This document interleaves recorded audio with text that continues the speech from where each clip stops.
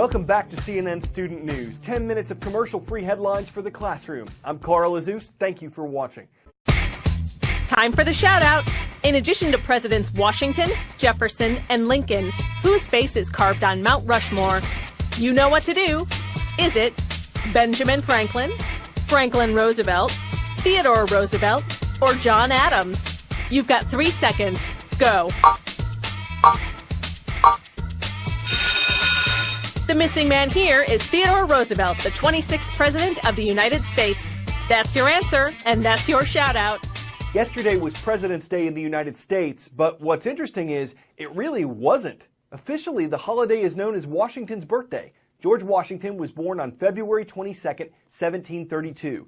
Congress eventually moved the celebration to a Monday so government workers could get a 3-day weekend. What Congress didn't do was officially change the name to President's Day in honor of Washington and Lincoln, who were both born in February. Many Americans still call it President's Day, and Lincoln, after all, did get a memorial. He presided over some of the most transformative events of the last century. I am happy to join with you today. Martin Luther King Jr.'s I Have a Dream speech. Vietnam War protests.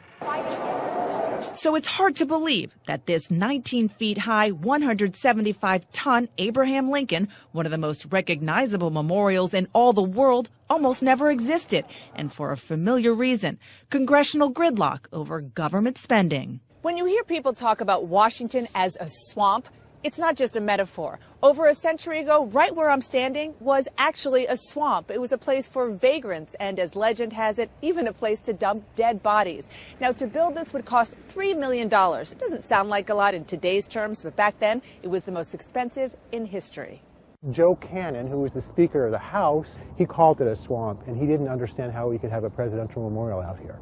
It took almost a decade, 5 failed votes in Congress to approve this site. The designer, who was Henry Bacon, came up with this idea of putting this thing on an elevated kind of hill on pylons 60 feet in the air, and that's where the temple of the memorial actually begins. Finally, in February 1914, 100 years ago this month, construction began and took 8 years to complete. It's an epic memorial in that it is not only a president, but it actually speaks to this huge American experience that was so important in our history. But the Lincoln Memorial isn't just iconic because it commemorates history. It's because it's a place where history is made, the place for political protest. That all started in 1939 with a concert by opera singer Marian Anderson.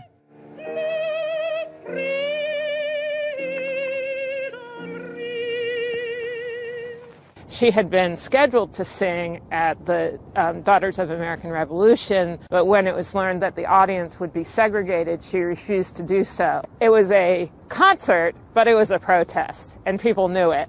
Afterwards, in the 40s and the 50s, you just have a steady stream, whether it's an explicit protest, a conference of the National Association for the Advancement of Colored People, the prayer pilgrimage, organized by Martin Luther King. The latest in this chapter was actually at the first Obama inaugural the day before. They had a huge event here, which was very celebratory, but actually draws on this very same tradition.